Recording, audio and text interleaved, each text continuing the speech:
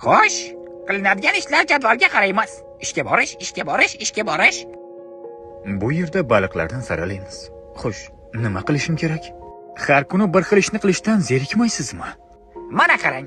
Men yashashni aniq bilaman. Ertalab turaman, yuzimni yuvaman, ishga kelaman, kun bo'yi ishlayman, uyga boraman, dam olaman, ertalab turaman, yuzimni yuvaman, ishga kelaman. Lekin dada, nahotki boshqa biron bir ish qilishni o'ylab ko'rmagansiz? Lag'mondan tashqari. Men mantiq ko'rmayapman.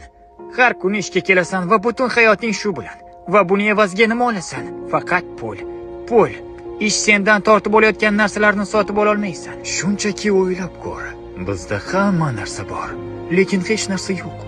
Biz xohlagan narsamizga erishdik. Bu biz xohlagan hammasi edi. Ha, xuddi quvonchdan nur sochayotgandeksan. Endi nima qilishim kerak? Hayot shunaqa narsada. Yo nima xohlayotganingni bilasan, lekin uni qo'lga kirita olmaysan. Yoki qo'lga kiritasan, keyin nima xohlayotganingni bilmaysan.